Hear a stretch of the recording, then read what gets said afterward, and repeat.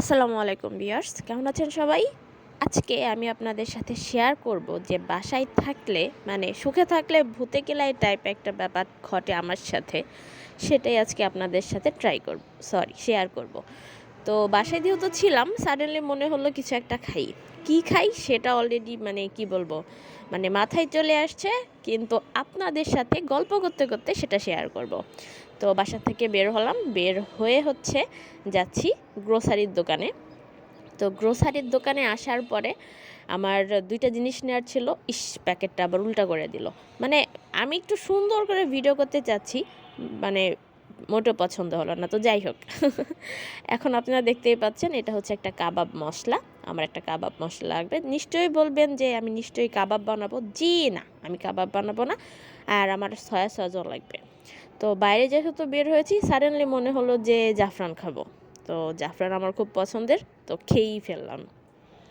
তো তারপর বাসায় আসছি। বাসায় আসার পর আম্মু পুরোপুরি প্রিপেয়ার করে দিয়েছিল একটা চিকেন। তো এখন মোটামুটি আন্দাজ করতে পারতেছেন যে আমি আসলে কি করতে যাচ্ছি। তো হচ্ছে মানে যেহেতু আমি ফ্রাইড চিকেন করব, সেহেতু আমাকে কিছু মশলা টশলা দিয়ে ম্যারিনেটের একটা ব্যবস্থা করা লাগে। উইদাউট ম্যারিনেট কিন্তু চিকেন গ্রিল, চিকেন ফ্রাই কিছুই ভাল লাগে না, সিরিয়াসলি। তো আমি যেহেতু মিষ্টির দোকানে গিয়েছিলাম, সেহেতু আমি সেখান থেকে একটা টক দই এনেছি। টক দই কিন্তু মাস্ট। উইদাউট টক দই আপনি কিন্তু গ্রিল চিকেনটা অত টেস্টি হয় না, এটা আমার ধারণা, বিশ্বাস। তো যাই হোক, সুন্দর করে ম্যারিনেট করার জন্য প্রিপারেশন চলছে। তো আম্মুই করে দিচ্ছিল, আমি শুধু ভিডিও করতেছিলাম। কিন্তু আমি যে একবারে কোনো কাজ করিনি, ব্যাপারটা কিন্তু তা না। আইডিয়াটা কিন্তু আমার মাথা থেকেই আসছে। তো ফাইনালি সব ইনগ্রিডিয়েন্টস দেওয়া হয়ে গেছে, অ্যান্ড একটু মিক্সড করা বাকি। মিক্সড করার পর এত সুন্দর একটা স্মেল আসছিল, আমার কাছে মনে হচ্ছিল ভবিষ্যতে মেবি ইনশাআল্লাহ আপনাদের দোয়া এবং সাপোর্ট থাকলে একটা ভালো মানের রেস্টুরেন্ট খুলবো, এবং আমার যারা সাবস্ক্রাইবার থাকবে অবশ্যই তাদেরকে একদিন আমি ফ্রি খাওয়াবো।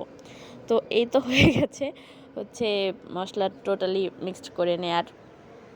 তো এত সুন্দর একটা স্মেল আসছিল, আমার তো অলরেডি একটু মুখে দিয়েই দেখলো যে আসলে সব কিছু ঠিক আছে কি না।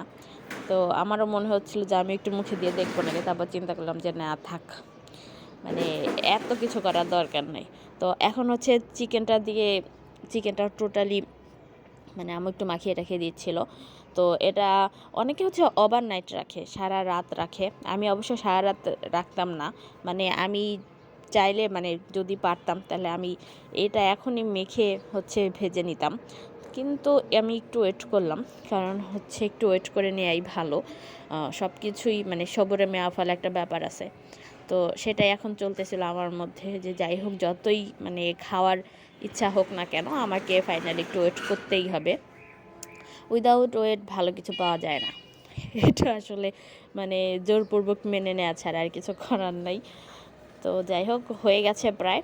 তো আম্মু খুসখুসকে কিছু মশলা টশলা দিয়ে দিচ্ছিল ভেতরে, যাতে সব জায়গায় পৌঁছায়, এবং দরকার যেটা আসলে, সিরিয়াসলি। তো দেখতে আসলেই সুন্দর লাগতেছিল, তাই না? হয়ে গেছে ম্যারিনেট। এবার আমি অ্যাটলিস্ট প্রথম ভেবেছিলাম 40 মিনিট রাখবো ম্যারিনেট করে, পরে বিভিন্ন কাজ থাকার কারণে, আর যেহেতু প্ল্যানটা আমি রাতেই করলাম, তো সেই জন্য আমার অ্যাটলিস্ট 2 থেকে 3 ঘন্টার মতো ম্যারিনেট করে আমি ঢেকে রেখেছিলাম। তো এই যে আমার ম্যারিনেট করে ঢেকে রাখা চিকেন। তো টেনটেনা, সুন্দর না? এটা আসলেই দেখতে অনেক সুন্দর লাগতেছে, সিরিয়াসলি। তো এই আমার প্যান। আম্মু বলছে যে চুলায় কড়াই দিয়ে নিছি, এবার ভাজে, তোর দাঁড়িয়ে দাঁড়িয়ে ভাজতে থাক। তো কড়াইতে একটু পানি ছিল, পানি তো না শুকিয়ে যদি আমি তেল দিই তাহলে তো ছ্যাঁত করে উঠবে। তো পানিটা যখন পুরোপুরি শুকিয়ে গেল, এরপর আমি তেল দিয়ে দিলাম। তো ইচ্ছা ছিল অল্প তেলে ভাজবো, কিন্তু তারপরও একটু বেশি তেলে দিয়ে দিলাম। প্রথমবার যেহেতু করছি, একটু ভালোভাবেই করি, কোনো রিস্ক নেব না আর কি। তো যাই হোক, এই আমার চিকেনটা এখন দিয়ে দেব এই কড়াইতে। কেমন যেন একটু আনইজি লাগতেছিল জীবনে প্রথমবার করতেছি এটা। তো দেখতে থাকেন কেমন করি।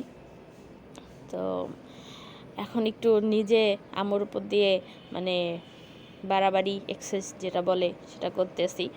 তো মাখিয়ে টাখিয়ে নেওয়ার পরে বিসমিল্লাহ বলে ছেড়ে দিলাম আমি কড়াইতে। তো কড়াইতে মানে ভাজা হচ্ছে, আমাকে এখন ওয়েট করতে হবে দাঁড়িয়ে দাঁড়িয়ে, আদারওয়াইজ আত্মায় ছাড়া আর কোনো কাজ নাই। তো উল্টিয়ে পাল্টিয়ে দেয়া। ও হ্যাঁ, তবে একটা টিপস দেই, অ্যাডভাইস দেই, সেটা হচ্ছে যে আপনারা যারা ফ্রাই চিকেন খাবেন ট্রাই করবেন হচ্ছে ডুবো তেলে ভাজতে। ডুবো তেলে ভাজলে কী হয়, সব জায়গায় তেল পৌঁছায়, এই জন্য আসলে ডুবো তেলে ভাজাই ভালো। তো আমি আসলে আমার হাতে সময় ছিল, যে কারণে আমি অল্প তেল নিয়ে তারপর হচ্ছে দাঁড়িয়ে দাঁড়িয়ে এপিট ওপিট করে তারপরে হচ্ছে ভেজে নিচ্ছিলাম। তো এই তো, যেহেতু চুলার আঁচটা একটু বেশি ছিল সেই জন্য হচ্ছে এক পাশটা প্রায় একটু তাড়াতাড়ি হয়ে গেছিলো।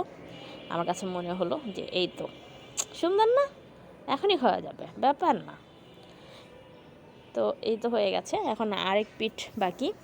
এই পিঠটা হয়ে গেলে ইনশাল্লাহ উঠিয়ে ফেলবো। আর আমার মানে দেরি সহ্য হচ্ছে না সিরিয়াসলি। তো তারপরে একটু ওয়েট করলাম, এতটাও না তাড়াহুড়া। তো হয়ে গেছে আমার গ্রিল চিকেন। শীতের সন্ধ্যায় মানে ভাত খেতে কিন্তু খুব একটা ভালো লাগে না, আমার আসলে ভালো লাগে না। তো চিন্তা করি এটা ওটা খেতে, তো সেই জন্য যেহেতু হাতে সময় ছিল তাই মেক করলাম। তো দেখতে কিন্তু সুন্দর হয়েছে সিরিয়াসলি।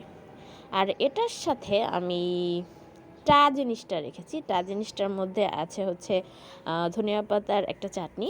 চাটনিটা অসম্ভব রকম মজা হয়েছিল, এটা আমি বানিয়েছি। যদি আপনারা জানতে চান কিভাবে বানালাম তাহলে একটু জানাবেন, আর না জানালেও সমস্যা নেই, আমি এমনিতেই আপনাদেরকে জানিয়ে দেবো যে এটা আমি কিভাবে বানালাম আমার অন্য একটা ভিডিওতে। তো ওকে, টেক কেয়ার, বাই বাই, আল্লাহ হাফেজ।